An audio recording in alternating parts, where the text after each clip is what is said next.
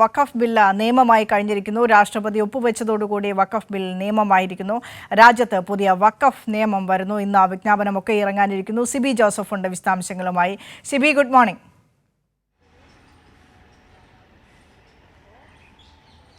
Vinisha, good morning.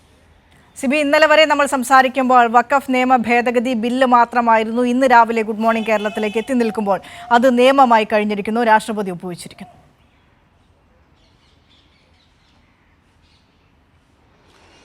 Vinisha, ലോക്സഭയും രാജ്യസഭയും പാസ്സാക്കിയ 2 ദിവസത്തിനുള്ളിലാണ് രാഷ്ട്രപതി ഇപ്പോൾ ഈ വഖഫ് ഭേദഗതി ബില്ലിന് അംഗീകാരം നൽകുകയും അതിപ്പോൾ നിയമമാകുകയും ചെയ്തിരിക്കുന്നു. എന്തായാലും വളരെ വലിയ പ്രത്യാഘാതമുണ്ടാക്കുന്ന ഒരു ബില്ലാണ് വഖഫ് ഭേദഗതി ബിൽ എന്ന കാര്യത്തിൽ സംശയമില്ല. പ്രതിപക്ഷത്തിൻ്റെ വളരെ ശക്തമായ എതിർപ്പുകൾ ലോക്സഭയിലും രാജ്യസഭയിലും ഉണ്ടായിരുന്നു.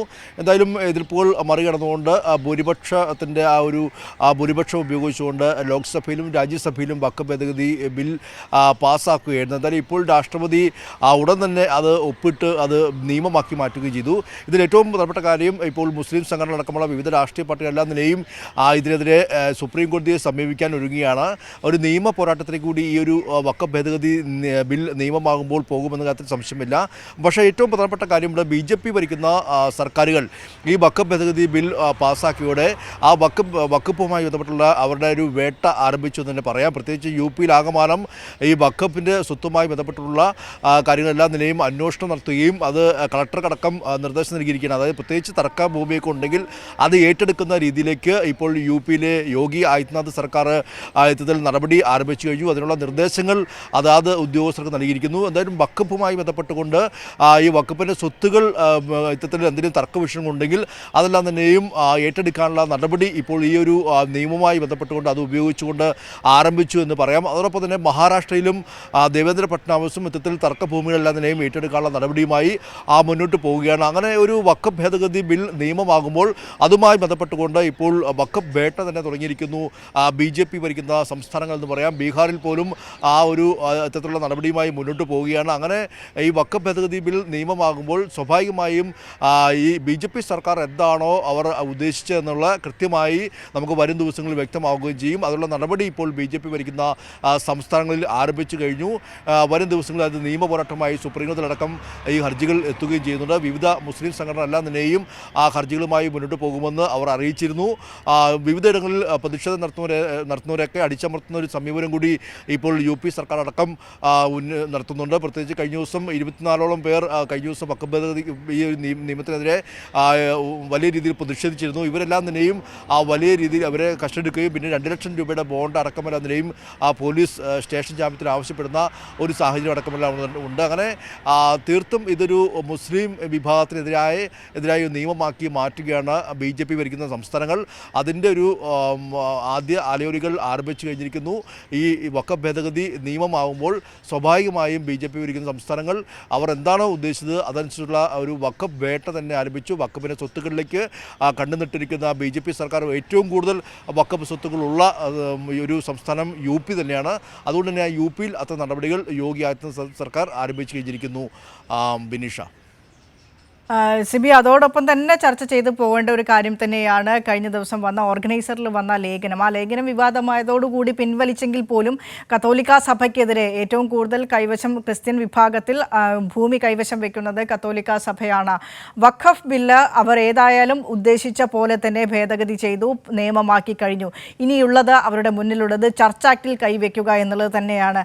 ആ രീതിയിലുള്ള നടപടിക്രമങ്ങളിലേക്ക് കടക്കുന്നു എന്നുള്ളതിന് സൂചനയാണ് ഓർഗനൈസർ കഴിഞ്ഞ ദിവസം പ്രസിദ്ധീകരിച്ച ലേഖനം എന്ന് പറയുന്നത്. ആ ലേഖനം ഒന്നും കാണാതെയല്ല പ്രസിദ്ധീകരിച്ചതും ഒന്നും കാണാതെ തന്നെയല്ല പിൻവലിച്ചതും.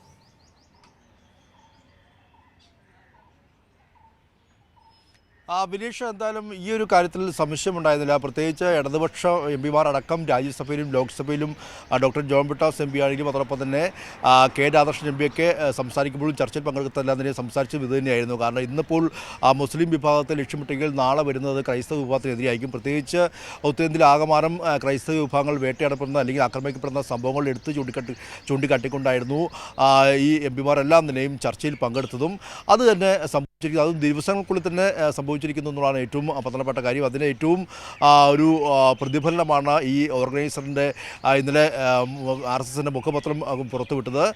വഖഫിന് ശേഷം ഏറ്റവും കൂടുതൽ സ്വത്തുക്കളുള്ള ഒരു സംഘടന അല്ലെങ്കിൽ ഒരു സഭ എന്ന് പറയുന്നത് ക്രൈസ്തവ സഭയാണെന്ന് അവർ ഇന്നലെ തന്നെ വ്യക്തമാക്കിയിരിക്കുന്നു. സ്വാഭാവികമായും ഒരു ചർച്ച് ബില്ലിലേക്ക് പോകുന്ന രീതിയിലേക്കുള്ളൊരു സൂചന തന്നെയാണ് നൽകിയത്. എന്തായാലും ഇത് വിവാദമായതോടെ പിന്നീട് അത് പിൻവലിച്ച് പോവുകയും ചെയ്തു. പക്ഷേ RSSൻ്റെ അജണ്ട ആണെന്ന കാര്യത്തിൽ യാതൊരു സംശയമില്ല. അതിൻ്റെ തുടക്കം തന്നെയായിരുന്നു അവർ ഇന്നലെ ഓർഗനൈസറിലൂടെ പുറത്തുവിട്ടത്. പക്ഷേ ഈ ഒരു വഖഫ് ഭേദഗതി ബില്ലിനെ എല്ലാ നിലയും അനുകൂലിക്കുന്ന ഒരു സാഹചര്യം KCBCക്ക് ഉണ്ടായി.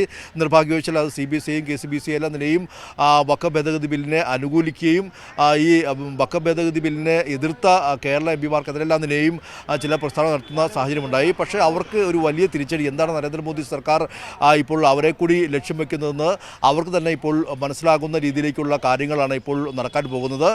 വഖഫ് ഭേദഗതി ബിൽ നടപ്പാക്കുമ്പോൾ അതിന് ഏറ്റവും വലിയൊരു പ്രശ്നമെന്ന് പറയുന്നതും ഇത് തന്നെയാണെന്ന് MPമാർ ചൂണ്ടിക്കാട്ടിയിരുന്നു. ഇന്നവർ മുസ്ലിം വിഭാഗത്തിൻ്റെ അല്ലെങ്കിൽ അവരുടെ സ്വത്തുക്കളിലേക്ക് കണ്ണുകെട്ടെങ്കിൽ നാളെ അത് ക്രൈസ്തവ സഭയിലേക്ക് എത്തുമെന്ന കാര്യത്തിൽ യാതൊരു സംശയമുണ്ടായിരുന്നില്ല. അതിൻ്റെ തുടക്കം തന്നെയാണ് ഇപ്പോൾ ഓർഗനൈസർ ഈ ഇന്നലെ പുറത്തിറക്കിയ ലേഖനം എന്ന് പറയുന്നത്. അത് അവർ പിൻവലിച്ചാലും അവരുടെ RSSൻ്റെ അജണ്ട അത് തന്നെയാണ് കാര്യത്തിൽ യാതൊരു സംശയമില്ല. എന്തായാലും ഈ BJPയെയും നരേന്ദ്രമോദി സർക്കാരിനെ എല്ലാ നിലയും അല്ലെങ്കിൽ ഈ വഖഫ് ഭേദഗതി ബില്ലിനെ എല്ലാ നിലയും അനുകൂലിച്ച ക്രൈസ്തവ സംഘടനകളുടെ ഒരു പ്രതികരണം ഇതിലേറെ നിർണായകം തന്നെയാണ്.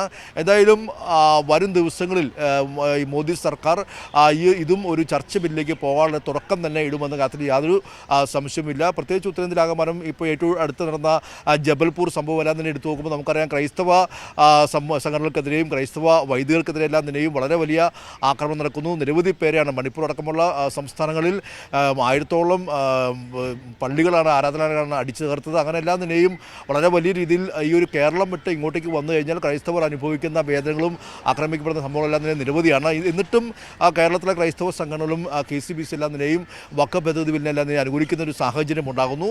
എന്തായാലും എന്താണ് ഇടതുപക്ഷ സർക്കാരും ഇടതുപക്ഷ MPമാരും രാജ്യസഭയിലും ലോക്സഭയിലും അടക്കം പറഞ്ഞത് അത് സംഭവിക്കാൻ പോകുന്നതെന്ന് വ്യക്തമാകുന്ന സൂചന തന്നെയാണ് കഴിഞ്ഞ ദിവസം ഓർഗനൈസറിൻ്റെ ഈ ഒരു ലേഖനത്തിൽ ഉണ്ടായിരുന്നത്. അത് വരും ദിവസങ്ങളിൽ BJP എന്ന നടപടിയുമായി പോകുമെന്ന കാര്യത്തിൽ യാതൊരു സംശയമില്ല. വിനീഷ. യെസ്, സിബി ജോസഫാണ് വഖഫ് നിയമവുമായി ബന്ധപ്പെട്ട ഏറ്റവും ഒടുവിൽ വന്ന സമഗ്ര വിവരങ്ങളെല്ലാം തന്നെ വിശദമായി നമ്മളുമായി പങ്കുവച്ചത്.